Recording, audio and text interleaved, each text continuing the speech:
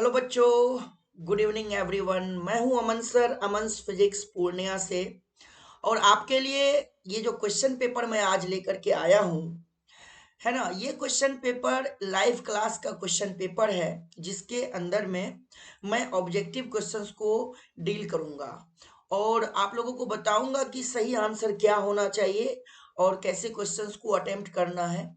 Question के regarding और भी कुछ बातें होंगी तो वो भी बताऊंगा, इसलिए वीडियो के अंत तक बने रहिएगा।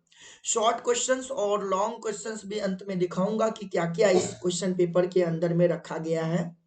जो भी मैं ये फुल लेंथ टेस्ट का वीडियो सॉल्यूशन आपके लिए बना रहा हूं, आप इस वीडियो सॉल्यूशन को ध्यान से देखें। इसके अंदर में जो भी क्वेश्चन पेपर हैं जो सब्जेक्टिव के हैं, शॉर्ट में चाहे लॉन्ग में, उन क्वेश्चंस को जरूर कर लें, क्योंकि चार चार पांच सेट जो मैं कराऊंगा ना, इन्हीं चार पांच सेट में से आपके क्वेश्चन पेपर एग्जाम में होंगे। ये बात कंफर्म है ना। आपको जो 2 मार्क्स के क्वेश्चन करने हैं और 3 लॉन्ग क्वेश्चन करने हैं, वो आपको यहीं से हो जाएगा। तो आप जो है अंत तक वीडियो को बने रहें, वीडियो में बने रहें, और आप इस वीडियो को देखते देखते शेयर कर दीजिए अपने व्हाट्सएप चैनल पे, क्योंकि व्यूज मिलेगा तभी मैं इसके बाद का वीडियो बनाऊंगा। ये बात जान लीजिए। मैं आपके लिए अपना समय अब निकाल के करा रहा हूं, तो बस इसमें आपको थोड़ा सा वो करना पड़ेगा, सपोर्ट करना पड़ेगा। आप इस वीडियो को देखने के साथ साथ शेयर भी कर दीजिए अपने सोशल मीडिया अकाउंट पे, सोशल मीडिया स्टेटस पे। क्या क्लियर है?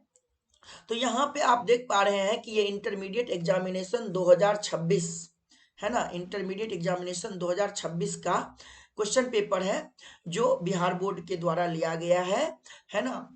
और ये जो क्वेश्चन पेपर है, इस क्वेश्चन पेपर के सभी क्वेश्चंस को अपन लोग बारी बारी से देखेंगे। मैं बहुत सारे क्वेश्चन पेपर लेके आने वाला हूँ, बस आप लगे रहिए वीडियो चैनल को। ये जो हमारा वीडियो है, इस चैनल पे जो भी अपलोड होगा उसको आप रोज देख लीजिए। ओके, इससे आपको बहुत फायदा होने वाला है, आप देखना। और जब बाद में एग्जाम देना और क्वेश्चन पेपर में से आपका क्वेश्चन वहां मैच हो, तो यहाँ आके कमेंट में जरूर लिखना कि वीडियो को करने से कितना फायदा हुआ। ओके ना। चलिए, हालांकि ये तो चैनल पे ही अपलोड रहेगा, छुपा तो मैं भी नहीं पाऊंगा, सब सामने में रहेगा, है ना। चलिए, ये इसके जो शुरू के जो 5 क्वेश्चन है ना, 4 क्वेश्चन, वो केमिस्ट्री के क्वेश्चन हैं। केमिस्ट्री के बच्चे है ना, ये देख लीजिए, केमिस्ट्री के सवाल हैं। तो मैं जो क्वेश्चन सॉल्व करूंगा वो क्वेश्चन नंबर 6 से सॉल्व करूंगा, क्योंकि क्वेश्चन नंबर 5 इसमें अवेलेबल नहीं है। तो मैं क्वेश्चन नंबर 5, जो 5 क्वेश्चन है, वो भी मैं उठाने की कोशिश करूंगा, लेकिन इसमें नहीं है, मैं किसी और दिन ले लूंगा। इसमें मैं क्वेश्चन नंबर 6 से देख पा रहा हूं कि फिजिक्स का क्वेश्चन दिया हुआ है, तो क्वेश्चन नंबर 6 से ही मैं स्टार्ट करूंगा। तो पहला क्वेश्चन है कि प्रकाश वर्ष बराबर होता है किसके, यानी light year is equal to. तो एक लाइट ईयर जो बराबर होता है वो 9.46 गुना में 10 की पावर 15 मीटर के बराबर होता है। ठीक है। दूसरा क्वेश्चन है पृथ्वी का चुंबकीय आघूर्ण है, यानी magnetic moment of the earth is. तो पृथ्वी का चुंबकीय आघूर्ण होता है 8 into 10 to the power 22 joule पर टेस्ला। क्या क्लियर है बेटा? तो वैल्यू याद करते चलिए, डेटाबेस क्वेश्चन कम से कम 10 होंगे, ये बात ध्यान रखिए। आगे चलता हूं मैं, नेक्स्ट क्वेश्चन में कह रहा है कि प्रकाश अनुप्रस्थ तरंग है क्योंकि यह प्रदर्शित करता है। Light is a transverse wave because it shows. तो जो लाइट है वो पोलराइजेशन जो है वो प्रदर्शित करता है। पोलराइजेशन के थ्रू हम जान पाते हैं कि लाइट जो है वो कौन सा वेव है, ट्रांसवर्स वेव है ना। पोलराइजेशन ऑफ लाइट यानी प्रकाश का ध्रुवण बताता है कि प्रकाश कौन सी तरंग है, अनुप्रस्थ तरंग है। अगला क्वेश्चन है, कह रहा है यूएचएफ यानी अल्ट्रा हाई फ्रीक्वेंसी आवृत्ति की तरंगे प्रायः कैसे संचारित होती हैं, यानी waves of ultra high frequency are generally transmitted as. तो वो स्पेस वेव की तरह ट्रांसमिट होती हैं। नेक्स्ट क्वेश्चन है, दो आवेशों के बीच विद्युतीय बल एवं गुरुत्वीय बलों के अनुपात निम्न में से किस रूप में होता है। तो देखो, यहाँ 2 आवेश दिया है, लेकिन आवेश क्लियर नहीं है। आवेश क्लियर है क्या कि ये प्रोटॉन है या इलेक्ट्रॉन है, नहीं किया है। तो इसीलिए इस क्वेश्चन का सही आंसर दे पाना जो है, ये इस क्वेश्चन के लिए नहीं है। अब मैं आपको बताता हूं कि क्वेश्चन क्या होना चाहिए। क्वेश्चन होना चाहिए कि दो इलेक्ट्रॉन के बीच में, अगर दो इलेक्ट्रॉन r दूरी पे है, तब इलेक्ट्रोस्टैटिक फोर्स और ग्रेविटेशनल फोर्स का रेशियो क्या होता है, उसका ऑर्डर क्या होता है। तो दो इलेक्ट्रॉन अगर है तो ऑर्डर होता है 10 की पावर में 42, याद रखिएगा। अगर एक इलेक्ट्रॉन है और एक प्रोटॉन है, तब जो इनका रेशियो का, जो इलेक्ट्रोस्टैटिक फोर्स और ग्रेविटेशनल फोर्स का जो रेशियो होता है, उसका ऑर्डर होता है 10 की पावर में 39। और अगर दोनों प्रोटॉन है, तब जो रेशियो होता है इलेक्ट्रोस्टैटिक फोर्स और ग्रेविटेशनल फोर्स के ऑर्डर का जो वैल्यू होता है, वो 10 की पावर में 36 होता है, 10 टू द पावर 36। तो देखो 36 भी है, 42 भी है, 39 भी है, तीनों है, किसको टिक करोगे। कुछ क्लियर है नहीं ना बेटा रे, कोई क्लियर नहीं है कि इलेक्ट्रॉन था दोनों, कि दोनों प्रोटॉन था, कि एक इलेक्ट्रॉन और एक प्रोटॉन था, ये क्लियर नहीं किया है। इसलिए मैं इसको अनसॉल्व छोड़ देता हूं, है ना। बाकी मैंने सभी के आंसर बता दिए। दोनों इलेक्ट्रॉन हो तो ये, एक इलेक्ट्रॉन एक प्रोटॉन हो तो ये, और दोनों प्रोटॉन हो तो ये वाला आंसर अपने लोगों को करना है। क्लियर है। नेक्स्ट क्वेश्चन है क्वेश्चन नंबर 11। क्वेश्चन नंबर 11 है, विद्युत द्विध्रुव आघूर्ण एक सदिश होता है जिसकी दिशा होती है, यानी electric dipole moment is a vector quantity whose direction is. तो अपने को पता है कि इलेक्ट्रिक डायपोल मोमेंट को अगर दिखाना है तो इधर -q, इधर +q, और इन दोनों के बीच की दूरी को अपन लोग 2a लिखते हैं, और उसके डायरेक्शन को दिखाते हैं तो नेगेटिव चार्ज से पॉजिटिव चार्ज की तरफ दिखाते हैं, और p वेक्टर से डिनोट करते हैं, और उसका फॉर्मूला होता है q इंटू में 2a, और ऐसा यूनिट होता है कुलॉम इंटू में मीटर, है ना। तो ये होता है ना। उसके बाद इसमें क्या कह रहा है कि इसकी दिशा किधर से किधर, तो ऋण आवेश से धन आवेश की ओर, यानी नेगेटिव चार्ज से लेके किधर की ओर, पॉजिटिव चार्ज की ओर होता है। इसका आंसर हो जाएगा, ठीक है बच्चों, इसका आंसर ये हो जाएगा। नेक्स्ट क्वेश्चन कह रहा है, ये देखिए नेक्स्ट क्वेश्चन यही था छुपा हुआ, क्वेश्चन नंबर 12। क्वेश्चन नंबर 12 में कह रहा है, विद्युत क्षेत्र की तीव्रता का मात्रक क्या होगा, यानी unit of electric field intensity is, है ना। विद्युत क्षेत्र की तीव्रता का अपने से मात्रक पूछा है। तो अपन लोग जानते हैं कि क्या लिखते हैं अपन लोग इलेक्ट्रिक फील्ड को, फोर्स पर यूनिट चार्ज लिखते हैं, यानी यूनिट हो जाएगा न्यूटन पर कूलॉम। तो जो कहाँ दिया हुआ है, ऑप्शन ए में दिया हुआ है, न्यूटन पर कूलॉम, न्यूटन पर कूलॉम। इलेक्ट्रिक फील्ड का एक और फॉर्मूला होता है -dv/dr, और इस हिसाब से अपना जो हो जाएगा ऐसा यूनिट इलेक्ट्रिक फील्ड का वोल्ट पर मीटर हो जाएगा। इलेक्ट्रिक फील्ड का एक और ऐसा यूनिट हो जाएगा वोल्ट पर मीटर, है ना।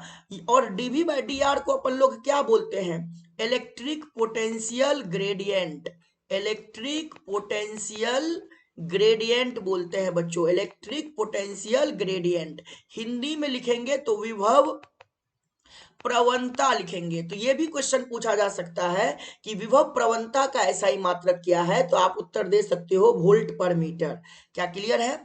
नेक्स्ट क्वेश्चन पे चलते हैं, क्वेश्चन नंबर 13। क्वेश्चन नंबर 13 में क्या दे रखा है कि एक कूलॉम आवेश में इलेक्ट्रॉन की संख्या क्या है। तो एक कूलॉम आवेश में इलेक्ट्रॉन की जो संख्या है वो 6.25 इंटू 10⁻18 इलेक्ट्रॉन्स होते हैं। एक कूलॉम आवेश में कितने इलेक्ट्रॉन होते हैं, 6.25 इंटू 10⁻18 इलेक्ट्रॉन्स होते हैं। नेक्स्ट क्वेश्चन कह रहा है, नेक्स्ट क्वेश्चन कह रहा है बेटा कि किसी विद्युत रोधी माध्यम का परावैद्युतांक के हो सकता है। तो अपने लोगों को पता है कि के की वैल्यू 1 से ज्यादा होती है, तो ये 1 से ज्यादा नहीं है, ये भी ज्यादा नहीं है, ये तो 0 ही है। तो कौन सा हो सकता है, 6 के बराबर, यानी के का वैल्यू इसमें 6 हो सकता है। नेक्स्ट क्वेश्चन कह रहा है, एक विद्युत क्षेत्र विक्षेपित कर सकता है, यानी an electric field can deflect. तो इलेक्ट्रिक फील्ड चार्ज पार्टिकल को डिफ्लेक्ट करता है, और चार्ज किसके पास होता है मौजूद, एल्फा पार्टिकल के पास।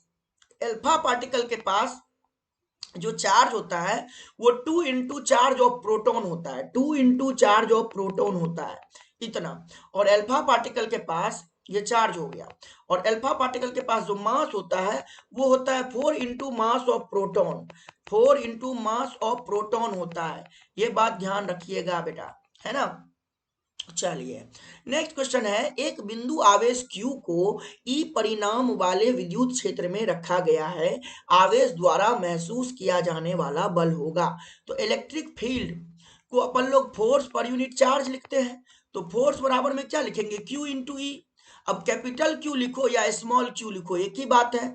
अपने से फोर्स पूछा है, बल पूछा है, बल कितना होगा, तो बल कितना हो जाएगा, Q इंटू ई हो जाएगा। सवाल मैं एक एक को बारीकी से समझाऊंगा, मेरी बात को ध्यान से सुनते चलना। 1 से 2 बार वीडियो देख लेना, तुम्हारा ऑब्जेक्टिव का टेंशन दूर हो जाएगा। ये बात ध्यान से सुन लो मेरी बात, और जितने वीडियो मैं लेकर के आऊंगा वो सब वीडियो आपको, आपके लिए, आपके एग्जाम के लिए हेल्पफुल रहेगा, ये बात गारंटी है।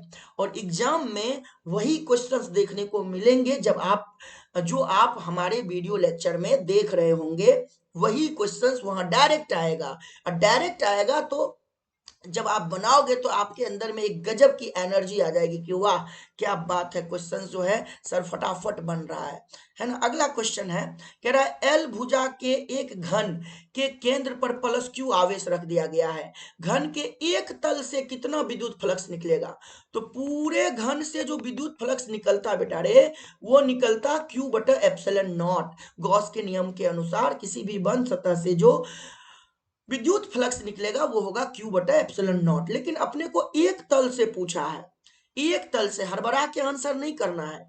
तो घन में 6 तल होते हैं, तो एक तल को कितना हिस्सा मिलेगा, तो उसका छठवां हिस्सा मिलेगा, यानी क्यू। यहाँ अलग ही लिख देता हूँ, एक काम करता हूं मैं, इसको अलग ही लिख देता हूं। तो फाई जो होगा, फाई जो होगा एक तल से जो होगा वो हो जाएगा क्यू बटा में 6 एप्सिलॉन नॉट, जो कि कहाँ है, ऑप्शन बी में है। ठीक है बच्चों, चलिए नेक्स्ट क्वेश्चन कह रहा है, एक गोलीय चालक की धारिता दिया हुआ है 1 माइक्रोफैरेड, उसकी त्रिज्या पूछी है। तो अपने लोग को पता है कि धारिता का फॉर्मूला होता है 4 pi epsilon nought into R. गोलीय चालक की धारिता का फॉर्मूला, यानी capacity of a spherical conductor का फॉर्मूला होता है 4 पाई एप्सिलॉन नॉट इंटू में आर। और अपने को रेडियस पूछा है, तो अपन सी का वैल्यू पहले लिख लेते हैं। तो 1 इंटू में माइक्रोफेरेड दिया है तो 10 की पावर -6। 4 पाई एप्सिलॉन नॉट को अपन लोग क्या लिखेंगे, सर लिखेंगे 1/9 गुना 10 की पावर 9। क्यों लिखेंगे, क्योंकि सर 1/4 पाई एप्सिलॉन नॉट का मान एसआई मात्रक में 9 गुना 10 की पावर 9 होता है। तो 4 पाई एप्सिलॉन नॉट को ऊपर ले गए तो 9 गुना 10 की पावर 9 एक के बटा में आ गया। और गुना में त्रिज्या, त्रिज्या कितना है वो तो पता, सॉरी त्रिज्या तो निकालना है। तो यहां से r बराबर हो जाएगा 9 जाएगा गुना होने 10 की पावर 9 भी उधर गुना होने जाएगा किससे, 10 की पावर -6 से। यानी ये बचेगा 9 गुना 9 में से 6 गया तो 3, यानी इस 10 की पावर 3 को इतना मीटर हुआ बेटा ये मान लो, तो इसको किलो लिखेंगे, यानी ये क्या बन जाएगा 9 किलोमीटर। 9 किलोमीटर कहाँ है, ऑप्शन सी में है ना, ऑप्शन सी में। तो दिखा ना 9 किलोमीटर कैसे आया। तो क्या फॉर्मूला लगा वो फॉर्मूला भी देख लीजिएगा। अगला कह रहा है, किसी संधारित्र की धारिता निर्भर नहीं करती है, the capacity of a condenser does not depend upon. किस पर निर्भर नहीं करती है, तो ऑब्वियस सी बात है आकृति पर करती है, आकार पर भी करती है, प्लेटों के बीच की दूरी यानी अंतराल पर भी करती है। तो किस पर नहीं करती है, प्लेटों के आवेश पर, यानी ऑप्शन आंसर क्या हो जाएगा, सी सही हो जाएगा। प्लेटों पर जो आवेश मौजूद होता है उस पर संधारित्र की धारिता निर्भर नहीं करती है। प्लेटों के बीच विभवांतर पर संधारित्र की धारिता निर्भर नहीं करती है। ओके, यानी पोटेंशियल डिफरेंस पर भी निर्भर नहीं करती है, और प्लेट पे जो चार्ज प्लेस्ड है उस पर भी निर्भर नहीं करती है, डिपेंड नहीं करती है। नेक्स्ट क्वेश्चन है, समान धारिता वाले 3 संधारित्रों को पहले समांतर क्रम में अब बाद में श्रेणी क्रम में जोड़ा गया, दोनों दशाओं में समतुल्य धारिता का अनुपात पूछा है। यानी 3 कंडेंसर है, तीनों की कैपेसिटी सेम है, पहले उसको पैरेलल में जोड़ा गया बाद में सीरीज में। तो जब सी पैरेलल, मान लो सबका कैपेसिटेंस सी है, सारे आइडेंटिकल है ना, तो सबका सी है, तो पैरेलल में क्या हो जाएगा 3C इक्विवेलेंट, और सीरीज में क्या हो जाएगा C/3। अब दोनों का रेशियो पूछा है, पैरेलल बटा में सीरीज, यानी 3C बटा में C/3, C कट गया, 3 ये 3 पलट के ऊपर जाएगा, 3 किया 9, 9/1 यानी 9:1। 9:1 कहाँ है? ऑप्शन ए में है। ठीक है ना? चल रहा है ना? समझ में आ रही है ना बात? आगे बढ़े। अगला क्वेश्चन क्या है, पढ़ो ना। Volt meter -1। वोल्ट मीटर -1 किसका मात्रक है? अभी मैंने पढ़ाया था वोल्ट पर मीटर। वोल्ट मीटर -1 को वोल्ट पर मीटर लिखते हैं। और ये किसका मात्रक है? इलेक्ट्रिक फील्ड का, या फिर लिख सकते हैं इलेक्ट्रिक पोटेंशियल ग्रेडियंट का, यानी विभव प्रवणता का। तो यहाँ पे तो क्या दिया है? इलेक्ट्रिक फील्ड ही दिया है, तो सी को ही टिक कर लो भैया, है ना? चलिए नेक्स्ट क्वेश्चन है, विशिष्ट प्रतिरोध का ऐसा ही मात्रक। ले भैया, स्पेसिफिक रेजिस्टेंस, रेजिस्टिविटी को बोलते हैं, प्रतिरोधकता को बोलते हैं, और इसका ऐसा ही मात्रक तो मैं बताया हूं, ओम मीटर होता है। कहीं है? बिल्कुल होगा, ऑप्शन डी में है। नेक्स्ट क्वेश्चन है बेटा, at absolute zero silicon crystal behaves as. परम शून्य ताप पर सिलिकॉन का क्रिस्टल किसकी तरह व्यवहार करता है? अब सिलिकॉन तो सेमीकंडक्टर है, अर्धचालक है। अब अर्धचालक परम शून्य ताप पर तो कुचालक की तरह व्यवहार करेगा, यानी ये पूर्ण कुचालक हो जाएगा, परफेक्ट इंसुलेटर हो जाएगा। नेक्स्ट क्वेश्चन है, निम्नलिखित में से कौन सा प्रतिरोध को व्यक्त करता है? विच और one of the following expresses resistance. तो अपने को पता है आर का फॉर्मूला होता है सर रो एल बाय ए। यहाँ रो थोड़ा सा गलती लिखा हुआ है, रो थोड़ा ऐसे लिखना चाहिए था, है ना? ऐसे। अब मेरे को बताओ कौन सा ऑप्शन मैच किया? ए मैच किया, रो एल बाय ए, है ना? नेक्स्ट क्वेश्चन आ गया है, जब ताप बढ़ता है तो चालक का प्रतिरोध पर क्या असर होगा? When temperature increases resistance of a conductor. Obvious सी बात है, कंडक्टर के केस में टेम्परेचर बढ़ाओगे तो रेजिस्टेंस बढ़ेगा। सेमी कंडक्टर में टेम्परेचर बढ़ाओगे रेजिस्टेंस घटेगा, याद रखना। तो कंडक्टर में तो बढ़ेगा ना, बढ़ेगा ना, बढ़ता है, बढ़ता है, बढ़ता है, बढ़ता है ना? यानी कंडक्टर का रेजिस्टेंस क्या होता है? बढ़ता है, टेम्परेचर बढ़ाने पे बढ़ता है, टेम्परेचर घटाने पे घटता है कि नहीं? और सेमीकंडक्टर में उल्टा होगा, टेम्परेचर बढ़ाने पे रेजिस्टेंस घटेगा और टेम्परेचर घटाने पे रेजिस्टेंस बढ़ेगा। ठीक है, चलिए आगे। विद्युत परिपथ की शक्ति होती है, पावर पूछा है, पावर का फॉर्मूला कर लो याद, V²/R, I²R और V इंटू आई। कौन सा मैच कर रहा है? अरे सर सी नंबर मैच कर रहा है, सी नंबर मैच कर रहा है, सी नंबर मैच कर रहा है। V²/R, पावर बराबर V²/R वाला मैच कर गया। एक इलेक्ट्रॉन वोल्ट समतुल्य किसके है? तो इलेक्ट्रॉन वोल्ट को इलेक्ट्रॉन का चार्ज का वैल्यू लिख देते हैं, और चार्ज का यूनिट तो कूलॉम होता है, और कूलॉम गुना वोल्ट को जूल लिखा जाता है। तो ये हो जाएगा ऑप्शन सी, 1.6 गुना 10⁻⁻19 जूल। क्या क्लियर है? याद करते चलिएगा बेटा, नहीं तो सब खेला हो जाएगा। अगला कह रहा है, विद्युत परिपथ के किसी बिंदु पर सभी धाराओं का बीजगणितीय योग क्या होता है? शून्य होता है। किरचॉफ का पहला लॉ, किरचॉफ का फर्स्ट लॉ, जिसको हम लोग किरचॉफ करंट लॉ या किरचॉफ जंक्शन लॉ कहते हैं। और ये किस संरक्षण सिद्धांत पे आधारित है? आवेश संरक्षण, चार्ज के संरक्षण सिद्धांत पे, चार्ज कंजर्वेशन पे बेस्ड है। क्या क्लियर है? अगला क्वेश्चन देखिए, कितना प्यारा क्वेश्चन है। कह रहा है गतिशील आवेश क्या उत्पन्न करता है? मूविंग चार्ज क्या प्रोड्यूस करता है? तो इलेक्ट्रिक फील्ड भी प्रोड्यूस करता है, मैग्नेटिक फील्ड भी प्रोड्यूस करता है, यानी ऑप्शन सी को टिक करेंगे। सारे ऑप्शन पढ़ने के बाद ही जवाब देंगे, ये नहीं कि सर ए नंबर में ऑप्शन मिल गया तो बी सी डी नहीं देखेंगे, सबको देखना है। समय मोर देन सफिशियंट होगा, एक बार तसल्ली जरूर कर लेंगे बी सी डी को भी देख करके। क्या क्लियर है? तब जाके आंसर करेंगे। अगला क्वेश्चन क्या कह रहा है, under root of mu nought upon में एप्सिलॉन नॉट का मात्रक पूछा है। बहुत अच्छा सवाल है, इसमें कई बच्चों को कंफ्यूजन भी हुआ है। बेटा रे, मैंने आपको बताया था सी बराबर होता है 1/√ऑफ mu naught into epsilon naught. अगर मैं सी का स्क्वायर कर दूं तो ये बन जाएगा 1/म्यू नॉट इंटू एप्सिलॉन नॉट।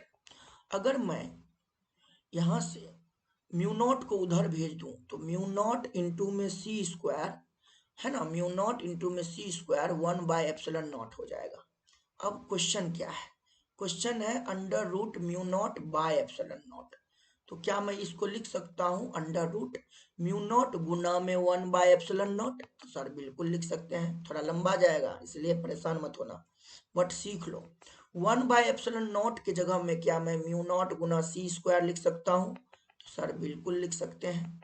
अब देखो तो क्या बाहर निकला सर, 2 म्यू नॉट गुना में है, दोनों में से 1 म्यू नॉट बाहर, सी स्क्वायर गुना में है यानी सी बाहर, कुल मिलाकर के अपने पास ये आ गया। अब म्यू नॉट का यूनिट कहाँ से आएगा, म्यू नॉट का ऐसा यूनिट कहाँ से आएगा? तो मैंने आपको पढ़ाया हुआ है b बराबर में म्यू नॉट आई बटा में 2r, कहीं से भी जो म्यू नॉट का फॉर्मूला है वो म्यू नॉट का फॉर्मूला उठाओ, तो यहाँ से b आ गया, तो म्यू नॉट का हो जाएगा, म्यू नॉट के लिए जब हम लोग सूत्र ऐसा ही मात्रक निकालेंगे तो r जाएगा b में गुना होने, अब b का ऐसा ही मात्रक होता है टेस्ला, और r गुना होने जाएगा तो मीटर, और करंट भागा में आएगा तो एम्पेयर, तो यहाँ अपन फिलहाल लिख पाएंगे टेस्ला मीटर पर एम्पेयर, लिख दिए। और सी है स्पीड ऑफ लाइट, जो कि होगा मीटर पर सेकेंड। अब टेस्ला तो ऑप्शन में यहाँ है नहीं, तो थोड़ा और खेलना पड़ेगा, खेलेंगे। सर हम लोग एफएम बराबर में जानते हैं Q इंटू भी इंटू बी, जानते हैं टेस्ला हमारा बी का ही ना मात्रक है, तो क्यों ना हम बी बराबर में फॉर्मूला बनाए, एफएम बटा में क्यू बी। एफएम क्या है? बल, बल का हो गया न्यूटन, और चार्ज, चार्ज का हो गया कूलॉम, और v स्पीड है, स्पीड का हो गया मीटर पर सेकेंड। तो ये बन के रेडी हो गया कूलॉम पर सेकेंड, यानी न्यूटन बटा में कूलॉम पर सेकेंड, सेकेंड को कूलॉम के बटा में लेके चलो तो वो एम्पेयर हो जाएगा, तो न्यूटन बटा में एम्पेयर इंटू मीटर, है ना। तो टेस्ला के जगह अपन लोग लिखेंगे न्यूटन बटा में एम्पेयर इंटू मीटर, ठीक है, न्यूटन बटा में एम्पेयर इंटू मीटर, गुना में ऊपर मीटर, ये वाला मीटर 2 बार है, और अपॉन में एम्पेयर इंटू सेकेंड। तो एक काम करते हैं, 1 मीटर से 1 मीटर को हटा लेते हैं, अब अपने पास क्या बन गया? Newton metre. न्यूटन मीटर को अपन लोग जूल लिख सकते हैं, जूल अब बटा में सेकेंड, और साथ में एम्पेयर भी, एम्पियर भी तो बटा में ही है, तो जूल एम्पियर का स्क्वायर है बटा में, है ना, जूल न्यूटन मीटर जूल हो गया, एम्पियर गुना एम्पियर, एम्पियर स्क्वायर, साथ में सेकेंड। अब मैं क्या देख पा रहा हूं, जूल को अपन लोग क्या लिख सकते हैं, जूल पर सेकेंड को अपन लोग क्या लिख सकते हैं? वाट लिख सकते हैं। तो चलिए अपन लोग लिखते हैं वाट बटा में एम्पियर का स्क्वायर, एम्पियर का स्क्वायर। ये मैच किया क्या? नहीं मैच किया, तो सर थोड़ा और चलेंगे इसमें, थोड़ा और अपन लोग आगे बढ़ेंगे। तो अपन लोग जो जूल को लिख सकते हैं, देखो अपने पास क्या आया हुआ है, जूल पर सेकेंड गुना एम्पियर स्क्वायर, या न्यूटन मीटर, वहां उधर आगे बढ़े नहीं काम बना, तो अपन लोग थोड़ा अब आगे चलते हैं। न्यूटन मीटर लिखा, एम्पियर को लिखो कूलॉम पर सेकेंड, लिख दो, नहीं कूलॉम पर सेकेंड, हाँ हाँ कूलॉम पर सेकेंड, कूलॉम पर सेकेंड, आई बराबर में क्यू बटा टी होता है ना, कूलॉम पर सेकेंड, यहां भी कूलॉम पर सेकेंड लिखो, ठीक है। तो दोनों जगह एम्पियर की जगह लिख लिया, और गुना में सेकेंड लिखो। अब देखो तो ये सेकेंड कट गया, तो यहां से क्या बन गया बेटा रे, न्यूटन मीटर, यानी ये बन गया, हाँ देखो न्यूटन मीटर जूल पर कूलॉम, ये वाला कूलॉम, और कूलॉम पर सेकेंड को एम्पियर रहने दो, ये रहने दो एम्पियर।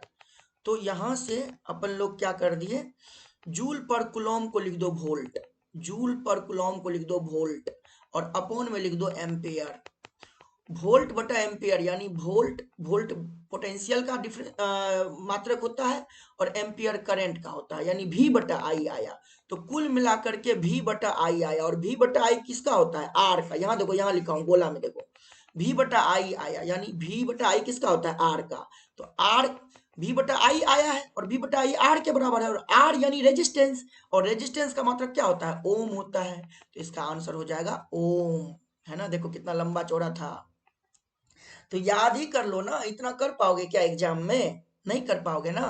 तो रूट के अंडर में अगर mu nought by epsilon not है, तो आंसर क्या होगा? उसका ऐसा ही मात्रक क्या होगा? ओम हो जाएगा, इसका ऐसा ही मात्रक क्या हो जाएगा? ओम। अच्छा अगर epsilon not by mu naught रहता तब? सोचो, खुद ही सोचो, रूट के अंडर में epsilon not by mu naught रहता तो ओम-1। ओम-1 को क्या बोलते हैं? महो, MHO। अगला क्वेश्चन कह रहा है एक ही दिशा में जाती हुई दो समांतर इलेक्ट्रॉन किरण पुंज, two parallel electron beams moving in the same direction. तो एक काम कर लेते हैं, मान लेते हैं कि एक तार में इलेक्ट्रॉन का बीम है और यहाँ भी इलेक्ट्रॉन का बीम है। इलेक्ट्रॉन ऊपर की तरफ जा रहा है, तो इसका मतलब करंट नीचे की तरफ जा रहा होगा, उसके अपोजिट डायरेक्शन में।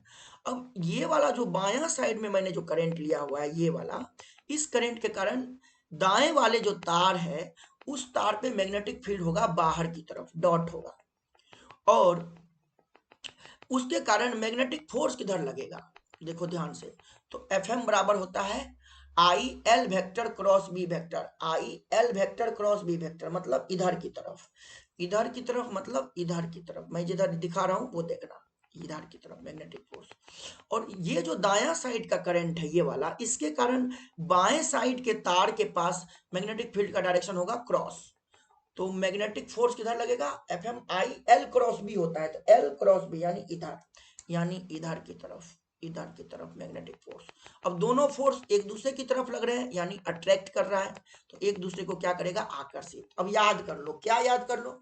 अगर दो समांतर तार है और दोनों तार में समान दिशा में विद्युत धारा प्रवाहित हो रही है, यानी इलेक्ट्रिक करंट फ्लो हो रहा है, तो वो दोनों एक दूसरे को अट्रैक्ट करेगा। और दोनों में करंट अपोजिट डायरेक्शन में है, एक में ऊपर है और एक में नीचे है, अपोजिट डायरेक्शन में करंट है, तो वो दोनों वायर एक दूसरे को रिपेल करेगा, दूर भगाएगा एक दूसरे को, ठीक है? तो यहाँ क्या होगा? यहाँ अट्रैक्ट करेगा। अगला क्वेश्चन है निम्नलिखित में से कौन कथन सत्य है? Which one of the following is true? Statement is true, तो ऑप्शन बी करेक्ट है। टॉर्क बराबर में m vector cross b vector होता है। नेक्स्ट है पृथ्वी के चुंबकीय क्षेत्र का ऊर्ध्वाधर यानी वर्टिकल कंपोनेंट जीरो होता है। कहाँ जीरो होता है? बी भी कहाँ जीरो होता है? कहाँ जीरो होता है? बी भी पोल पे बी एच जीरो होता है, पोल पे बी एच जीरो होता है। बी भी कहाँ जीरो होता है? मैग्नेटिक इक्वेटर पे। कहाँ? मैग्नेटिक इक्वेटर पे, याद रखना है। बी भी जीरो होता है मैग्नेटिक इक्वेटर पे। नेक्स्ट, विद्युत चुंबक बनाने के लिए कौन धातु सबसे उपयुक्त है? तो नरम लोहा ही है, सॉफ्ट आयरन। विद्युत इलेक्ट्रोमैग्नेट को अगर बनाना है तो सॉफ्ट आयरन का यूज किया जाता है, नर्म लोहा का यूज किया जाता है, क्योंकि आसानी से ये चुंबकन ग्रहण कर लेता है ना, इसमें चुंबक का गुण आसानी से प्राप्त हो जाता है। अनुचुंबकीय पदार्थों की, अनुचुंबकीय यानी पैरामैग्नेटिक सब्सटेंस, पैरामैग्नेटिक सब्सटेंस में म्यू आर का जो मान होता है, म्यू आर का मान पैरामैग्नेटिक सब्सटेंस में क्या होता है? तो म्यू आर का मान एक से ज्यादा होता है, mu R is greater than 1। और लौह चुंबकीय यानी फेरोमैग्नेटिक में तो म्यू आर एक से बहुत ज्यादा होता है, फेरोमैग्नेटिक में म्यू आर एक से बहुत ज्यादा होता है, और पैरामैग्नेटिक में अनुचुंबकीय में म्यू आर एक से थोड़ा ज्यादा होता है।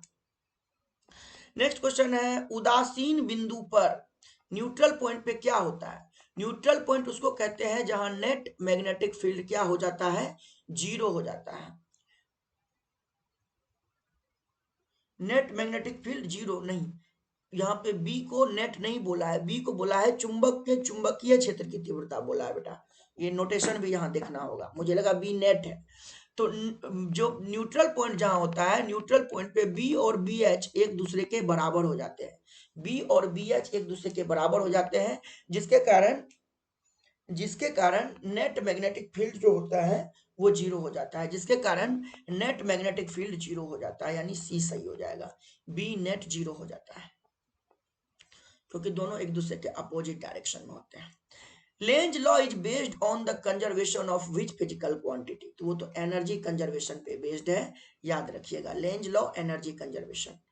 सेल्फ इंडक्टेंस का एसआई यूनिट सर, एल बराबर में फाई टोटल अपॉन में करंट होता है, और फाई का होता है वेबर, करंट का होता है एम्पेयर, है ना। तो वेबर पर एम्पियर हुआ, बट वेबर पर एम्पियर तो यहाँ है नहीं। और दूसरा होता है हेनरी, दूसरा क्या होता है? हेनरी, हेनरी भी यहाँ नहीं है। अब क्या बचा? तो सर इसके लिए क्या करना पड़ेगा? अपने लोगों को और काम करना पड़ेगा। तो सर वेबर को फिर बदलिए, तो चलिए बदलते हैं। तो सर वेबर को अगर बदलना है तो वेबर को लिखते हैं tesla into metre square, tesla into metre square. कहां से? क्योंकि फाइव बराबर में होता है बी ए कॉस थीटा और मैग्नेटिक फ्लक्स का यूनिट होता है वेबर, ठीक है ना।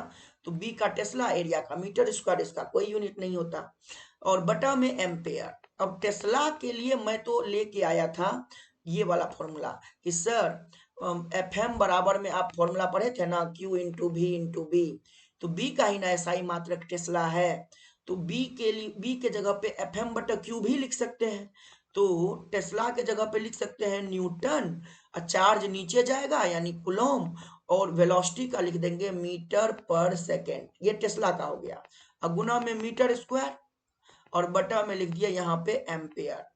अब देखो तो बेटा रे क्या क्या हुआ, मीटर से मीटर एक ठो कट गया, तो ये बन गया joule, newton metre, newton metre ऊपर बचा, न्यूटन मीटर को अपन लोग क्या लिखेंगे? जूल लिखेंगे, जूल पर, है ना, न्यूटन मीटर को जूल, जूल पर कूलॉम, और सेकंड को ऊपर लेके जाया जाए ये सेकंड को, और यहाँ पे एम्पेयर।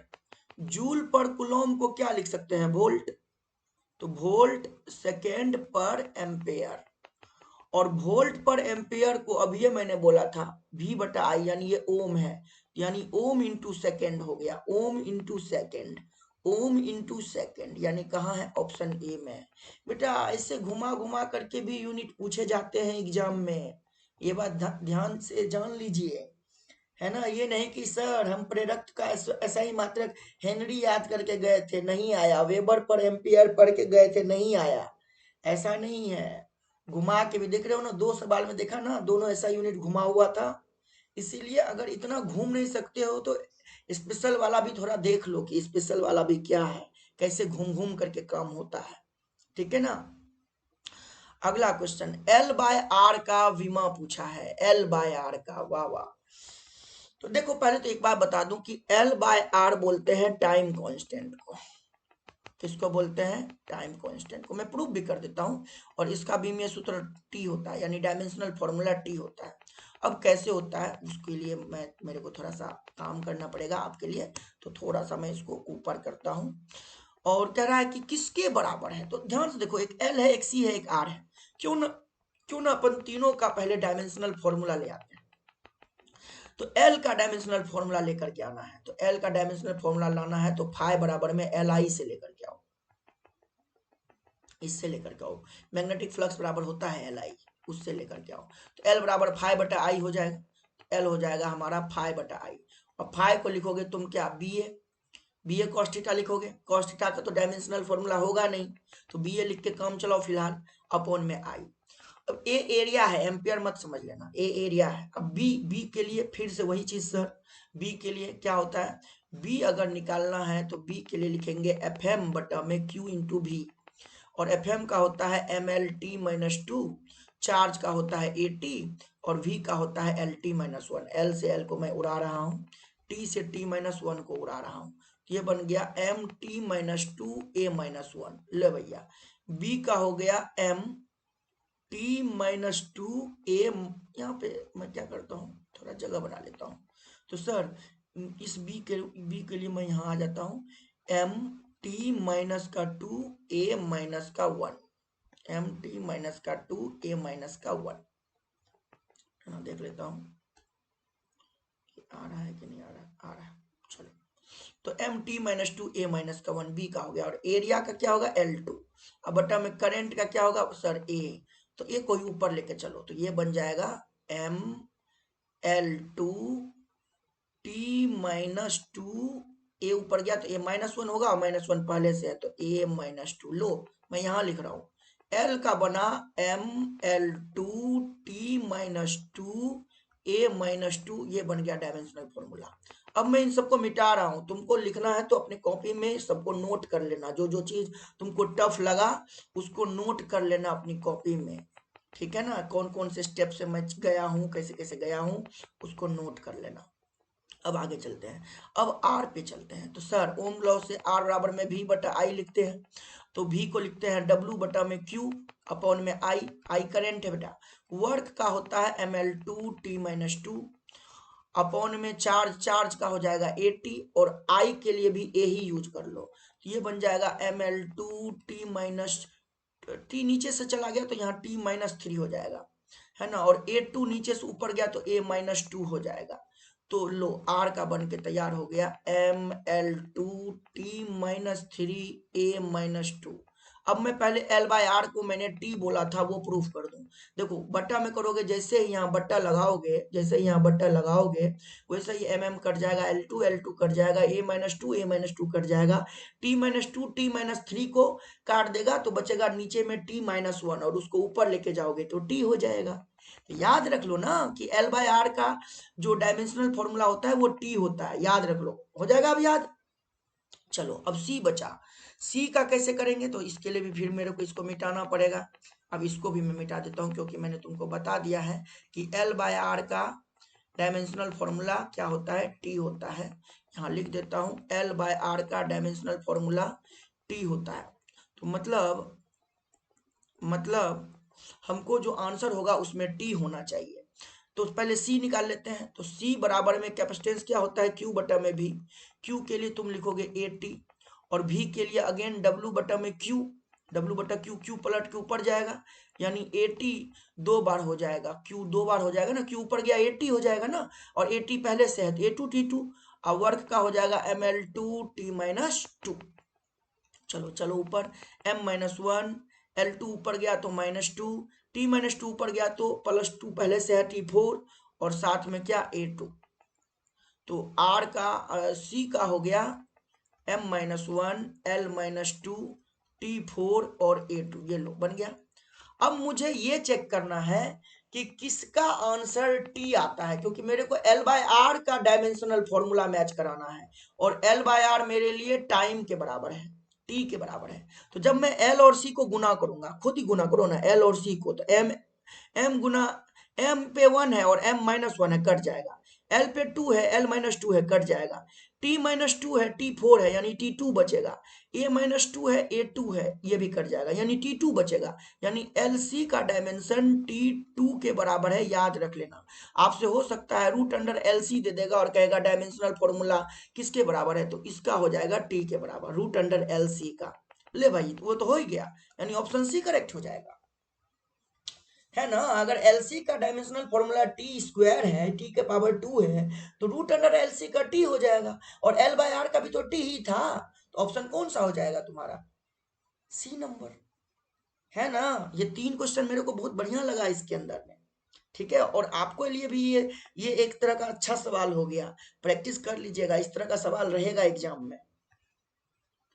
अगला क्वेश्चन है, कह रहा है किसी प्रत्यावर्ती धारा का शिखर मान I0 5√2 एम्पियर है, कितना,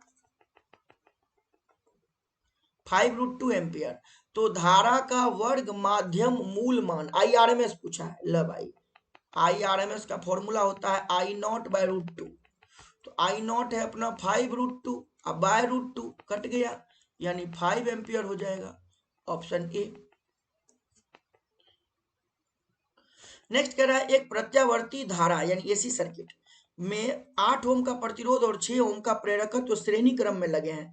प्रतिबाधा यानी इंपीडेंस पूछा बेटा, जेड बराबर में क्या लिखोगे, XL हो या XC हो, ये क्लियर नहीं किया, तुम XL ही ले लो, XL² प्लस R², दो ही है।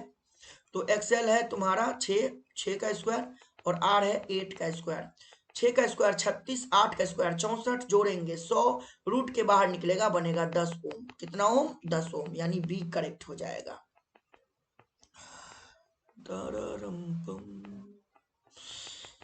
ये क्या है, the working principle of both hot wire ammeter and hot wire voltmeter is based on which effect of the current.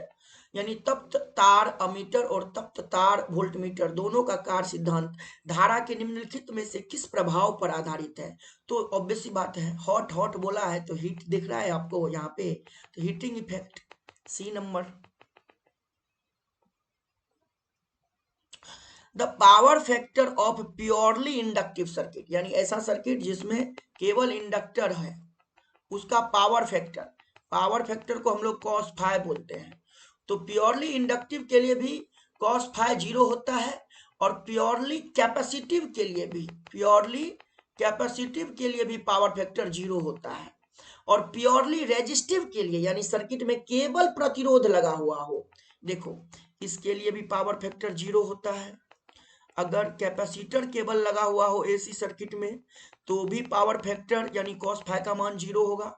Cos phi को ही बोलते हैं बेटा पावर फैक्टर, शक्ति गुणांक, ठीक है। लेकिन अगर केवल रेजिस्टर लगा हुआ हो तो बेटा पावर फैक्टर तब जो होगा कॉस फाई वो 1 होता है, याद रखना। और अगर दो का कॉम्बिनेशन लग रहा हो, दो का कॉम्बिनेशन हो, तब पावर फैक्टर जो होता है वो 0 से बड़ा होता है पावर फैक्टर, और 1 से छोटा होता है। 0 से बड़ा और 1 से छोटा होता है। तो यहां क्या हो जाएगा, ऑप्शन ए हो जाएगा।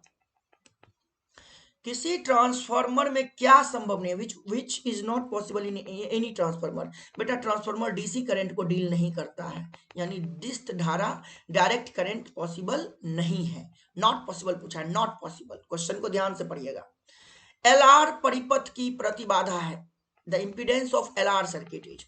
तो अपने को पता है प्रतिबाधा पूछा है, यानी जेड, जेड का formula root under XL square plus में आर स्क्वायर।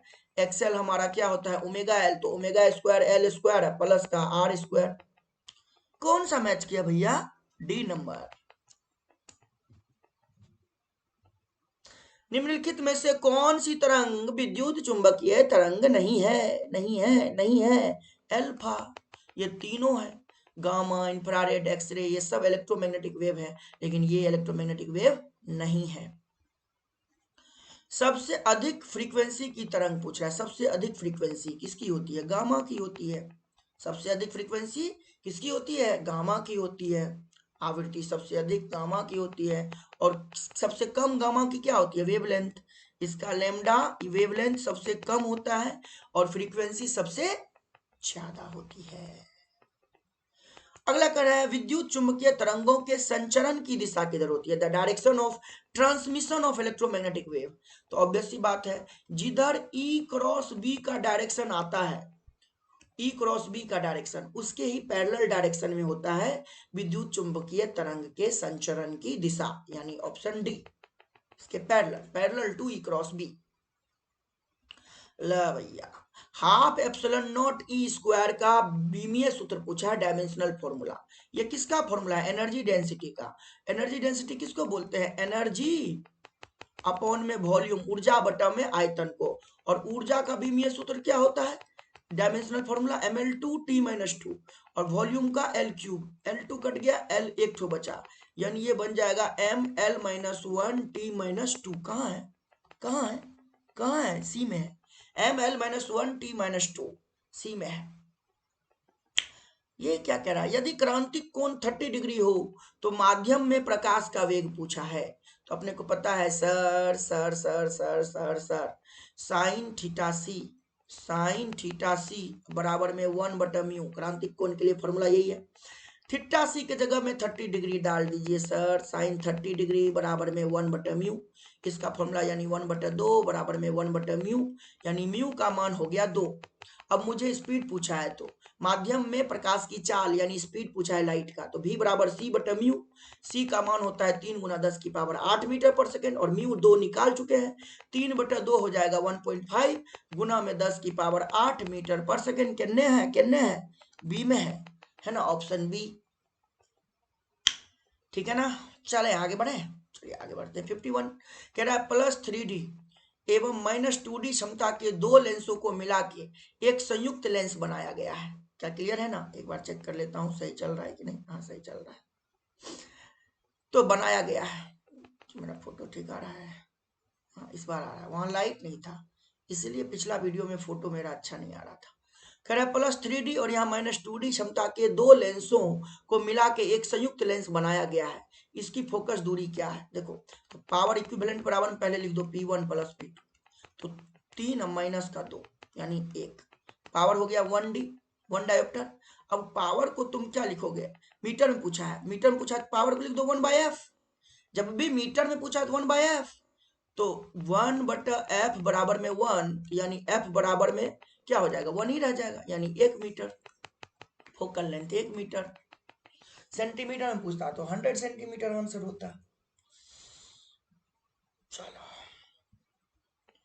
ये क्या है, कह रहा है खगोलीय दूरदर्शी में अंतिम प्रतिबिंब होता है, पहले सेट में भी ये सवाल था।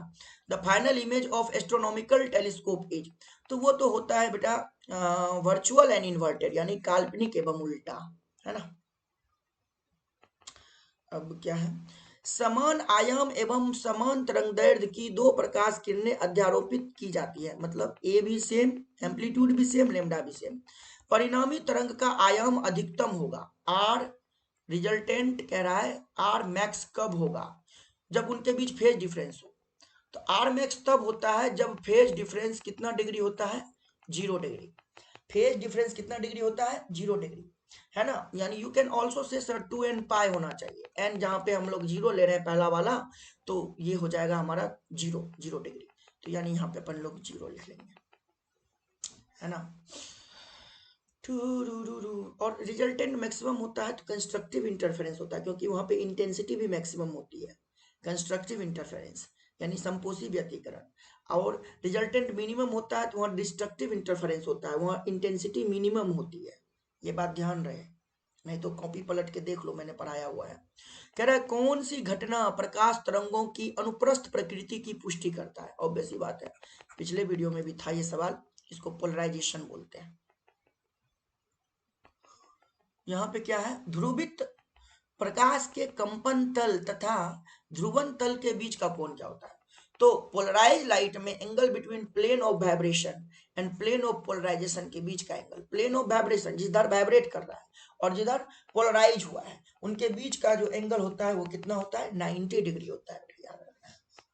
प्रकाश विद्युत उत्सर्जन की घटना में आपतित प्रकाश की तीव्रता बढ़ाने पर प्रकाश विद्युत धारा पर क्या होगा, यानी in photo electric emission phenomenon on increasing the intensity of incident light the photo electric current, यानी अगर मैं करंट इंटेंसिटी को बढ़ा दिया, आई इंटेंसिटी है तो इंटेंसिटी को बढ़ाऊंगा तो नंबर ऑफ फोटोन बढ़ेगा, नंबर ऑफ फोटोन बढ़ेगा तो नंबर ऑफ एमिटेड इलेक्ट्रॉन बढ़ेगा, और इससे फोटो करंट बढ़ेगा, यानी बढ़ता है ना। ऑप्शन ए करेक्ट आंसर होगा, डी पे मत सोचने चले जाना, ए करेक्ट होगा। कह रहा है निम्नलिखित में से किसका निरोधी विभव सबसे कम है, स्टॉपिंग पोटेंशियल सबसे कम किसका होगा। तो आपको पता है स्टॉपिंग पोटेंशियल डायरेक्टली प्रोपोर्शनल होता है फ्रीक्वेंसी के, और सबसे कम, तो फ्रीक्वेंसी जिसका सबसे कम होगा स्टॉपिंग पोटेंशियल भी उसका सबसे कम होगा, क्योंकि काइनेटिक एनर्जी भी, फ्रीक्वेंसी कम होगा मतलब काइनेटिक एनर्जी भी क्या होगा, कम होगा। फ्रीक्वेंसी ज्यादा होगा तो काइनेटिक एनर्जी भी मैक्सिमम, काइनेटिक एनर्जी भी फोटो इलेक्ट्रॉन की ज्यादा होगी। और स्टॉपिंग पोटेंशियल क्या करता है, फास्टेस्ट इलेक्ट्रॉन को ही ना कैथोड से एनोड तक पहुंचने में जाने से रोक देता है, ताकि फोटो करंट 0 हो जाता है कि नहीं बेटा। तो मिनिमम स्टॉपिंग पोटेंशियल अपने को चाहिए, वो कह रहा है किसका सबसे कम होता है, तो जिसका जिसका फ्रीक्वेंसी सबसे कम होगा। तो फ्रीक्वेंसी सबसे कम किसका होता है, ऑब्वियस सी बात है एक्स का तो ज्यादा होता है। और ये तीनों लाइट का रे है, लाइट का रे में देखिए VIB GY OR, इधर जाएंगे तो फ्रीक्वेंसी घटेगा, तो सबसे रेड का फ्रीक्वेंसी सबसे कम हो जाएगा, यानी बी नंबर करेक्ट हो जाएगा, है ना। अगला कह रहा है मैटर वेव का वेवलेंथ क्या होता है, भैया ये डी ब्रोगली बताएगा कि लेमडा बराबर में H बटा में P, de Broglie. P linear momentum है, संवेग है, संवेग द्रव्यमान गुना वेग, मास इंटू वेलोसिटी, तो a number lambda equal to H/P। Hydrogen परमाणु के स्थिर ऊर्जा स्तर में इलेक्ट्रॉन का कोणीय संवेग पूछा है, एल का फॉर्मूला मैंने आपको बताया था बोर्स पोस्टुलेट में, NH/2π। स्टेशनरी स्टेट के लिए n का मान 1 रख दीजिएगा, यानी H/2π आ जाएगा, जो कि ऑप्शन बी में है। मिट जा भाई, ऑप्शन बी में है ना।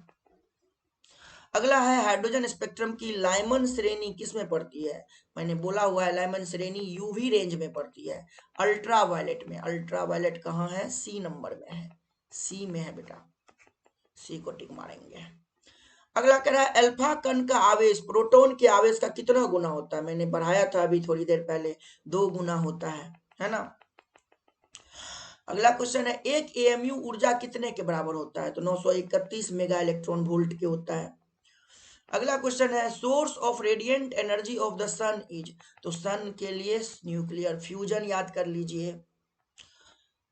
P type semiconductor electrically neutral होता है, याद रखिएगा, इलेक्ट्रिकली न्यूट्रल होता है, चाहे पी टाइप हो चाहे एन टाइप हो, है ना, दोनों ही। पी टाइप भी इलेक्ट्रिकली न्यूट्रल होता है, एन टाइप भी इलेक्ट्रिकली न्यूट्रल होता है, याद कर लो, याद कर लो, है ना, इलेक्ट्रिकली न्यूट्रल होता है। ये नहीं कि सर पी टाइप पॉजिटिव होता है, भाई इलेक्ट्रॉन का लॉस थोड़ी हो रहा है, गेन थोड़ी हो रहा है, बात समझ में आया, सेमीकंडक्टर के अंदर ही है वो सब।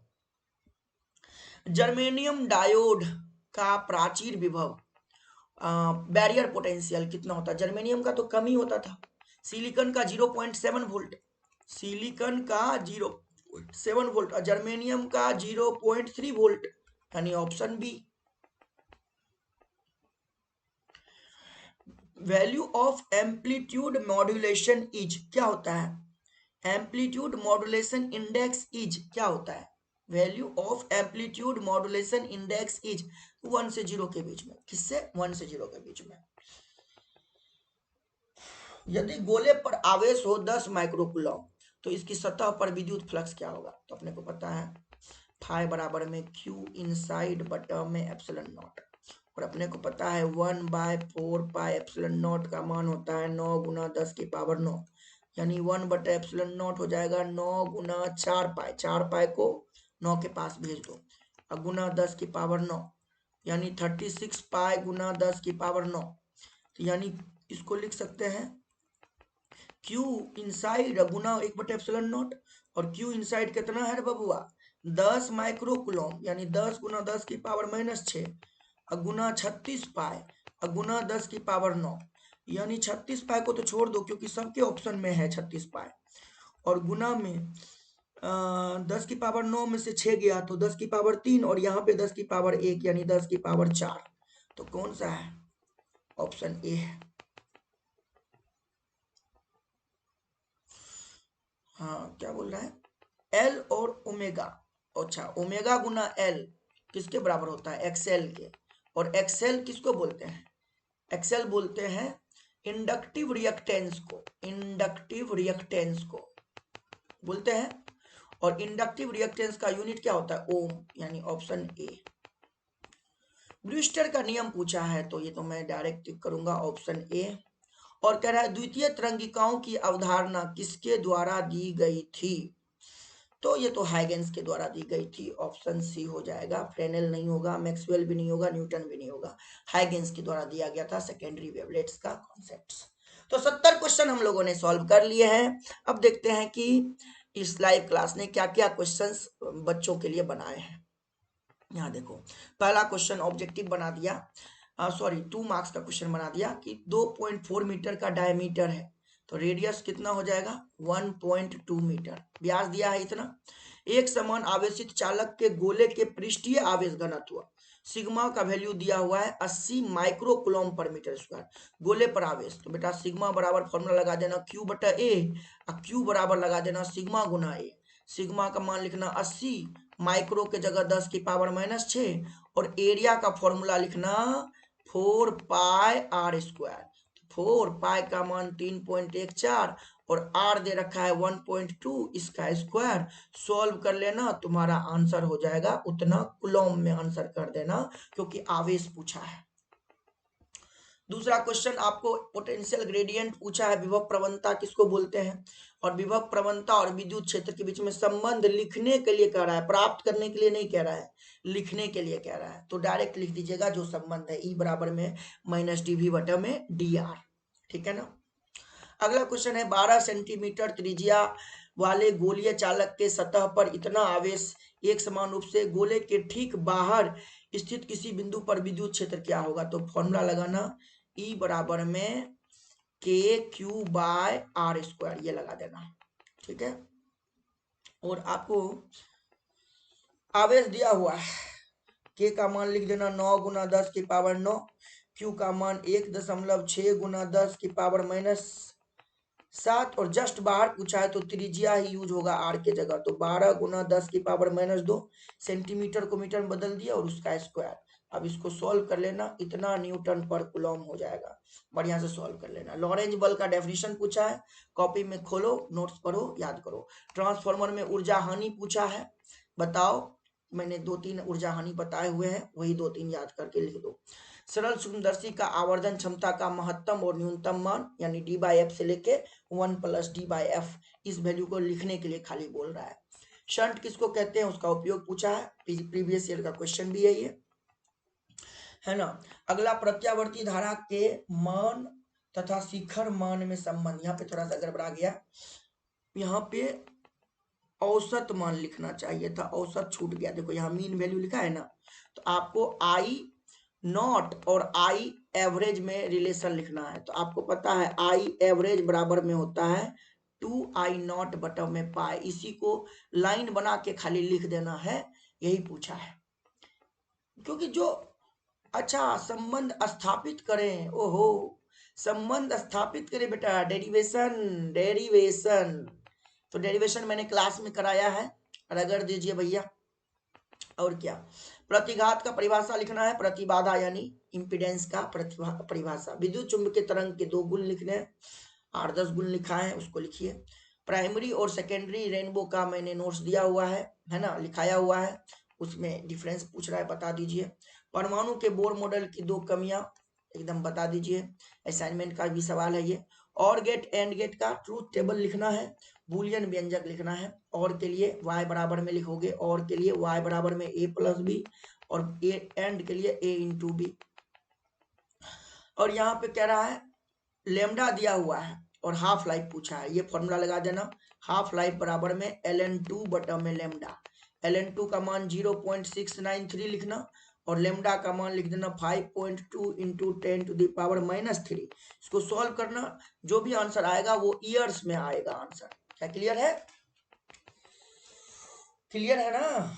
चलो भैया, नाभिक का आवेशित चालक के ऊर्जा का व्यंजक प्राप्त करें, डेरिवेशन है, छोटा डेरिवेशन है, ½ cv² प्रूफ करना है। नाभिक का आकार और द्रव्यमान संख्या में संबंध, न्यूक्लियस चैप्टर का क्वेश्चन है, मैंने पढ़ाया हुआ है ना, मैंने पढ़ाया था r बराबर में r0 a का पावर में 1/3, यही वाला यूज करना है। उसके बाद संयुक्त सूक्ष्मदर्शी अभिदृश्यक का घेरा छोटा क्यों होता है, कंपाउंड माइक्रोस्कोप में ऑब्जेक्टिव लेंस छोटा क्यों लेते हैं, ये पूछ रखा है, तो ये बता देना है। एपरेचर उसको क्यों कम लेते हैं, है ना, क्योंकि छोटे ऑब्जेक्ट को ना ऑब्जर्व करना है तो वहां आईपीस बढ़ा लिया जाता है ना। और टेलीस्कोप में ऑब्जेक्टिव लेंस बढ़ा लेते हैं क्योंकि लाइट रे बहुत दूर से आ रही है, तो ज्यादा से ज्यादा लाइट रे आएगी तभी जाकर के ना इमेज उसका बढ़िया से बन पाएगा, इसीलिए। मॉलस का लॉ याद ही कर लो बेटा, कोई दिक्कत वाला बात नहीं है। थ्रेशोल्ड फ्रीक्वेंसी और वर्क फंक्शन किसको कहते हैं, बढ़िया से लिखाए हुए हैं, और बढ़िया से लिखिएगा। वर्क फंक्शन में जितना चीज बोला हूं सब लिखिएगा, तभी फुल नंबर मिलेगा। और एक समान विद्युतीय क्षेत्र में द्विध्रुव के विक्षेपण में घूमेगा एक वर्क डन का फॉर्मूला पूछ रखा है। वर्क डन बराबर में आपको प्रूफ करना है PE cos θ 1 - cos θ 2, है ना, ये प्रूफ करना है। बस यही था। अब लॉन्ग में चलो, गॉस लॉ को लिखने के लिए बोला है, उसको प्रूफ करने के लिए बोला है, तो लिख भी दीजिएगा, प्रूफ भी कर दीजिएगा। और आवेशित धातु चालक के निकट बिंदु पर विद्युत क्षेत्र की गणना करने के लिए मेटालिक कंडक्टर के नजदीक में कोई भी कंडक्टर ले लेना, चाहे प्लेन सीट ले लेना, कंडक्टर वाला नहीं, आप तो क्या करना ना, स्फेरिकल कंडक्टर ले लेना, और उसके आउटसाइड पॉइंट पे इलेक्ट्रिक फील्ड जो है वो लेकर के आ जाना, सिग्मा बटा एप्सिलॉन नॉट। आपको आएगा KQ/R², इसको कन्वर्ट कर लेना, Q को बदल लेना सिग्मा में, कैसे, सिग्मा बराबर में Q बटा A, और Q एरिया को लिख देना 4πr², तो Q के जगह में आ जाएगा तुम्हारा K, Q के जगह में सिग्मा गुना 4πr² अब बटा में r², r² कट जाएगा, K के जगह लिख देना 1/4πε0, सिग्मा गुना में 4π कट जाएगा, प्रूफ हो जाएगा तुम्हारा सिग्मा बटा ε0। तो पहले ये लेके आना और बाद में सिग्मा बाय ε0 तक प्रूफ कर देना। आउटसाइड पॉइंट पे, कंडक्टर के आउटसाइड पॉइंट पे इलेक्ट्रिक फील्ड यही होता है। बायो सेवर्ट लॉ लिखने के लिए बोला, लिख दीजिएगा। और मैग्नेटिक फील्ड निकालना है किसी धारावाही कुंडली के अक्ष पर, तो अक्ष पे मैग्नेटिक फील्ड एक्सिस पे क्या होता है, μ0 I r² बटा में 2r² प्लस rx² का पावर 3/2, तो यही पूछ रखा है। ट्रांसफॉर्मर का क्वेश्चन कर लेना बेटा। वर्ड डिस्पर्सिव पावर मैंने भेज दिया है, पढ़ा भी दिया है। नेसेसरी कंडीशन चाहिए, है ना, डेविएशन विदाउट डिस्पर्सन के लिए बाय टूथ ये भी आपको पढ़ाया हुआ है मैंने। एलसीआर सर्किट में अनुनाद रेजोनेंट फ्रीक्वेंसी के लिए कंडीशन पूछ रखा है और उसका व्यंजक पूछ रखा है, ये भी मैंने करवाया हुआ है। किरचॉफ का नियम नियम लिखे, मतलब दोनों लिखना है, उसको समझाना है और इस नियम का उपयोग करके व्हीट स्टोन ब्रिज के संतुलन की अवस्था को भी प्राप्त करना है। क्या क्लियर है? तो ये क्वेश्चन हो गया आपका डन। और अब मिलेंगे हम लोग नेक्स्ट वीडियो लेक्चर में। और आप लोग देखिए थर्ड क्वेश्चन में क्या लिखना है, कैसे लिखना है, ये मैं बता दिया, बट याद मैं नहीं न कर दूंगा, याद तो आप ही को न करना पड़ेगा। इसलिए मेहनत करिए, याद करिए बढ़िया से और वीडियो को देख लीजिए एक बार में, ऐसा देखिए कि लगभग 90% कवर हो जाए। और जो 10% आपका फंसा वो 10% को उतार करके क्वेश्चन लिख लीजिए। समय बर्बाद करने से क्या फायदा है कि नहीं? समय जितना बचाएंगे अपने लिए ना आप यूज करिएगा। ठीक है बच्चों, तो मिलेंगे अपन लोग अगले वीडियो लेक्चर में। तब तक के लिए, है ना, बने रहिए अमन फिजिक्स पूर्णिया पे। Thank you so much, thank you everyone.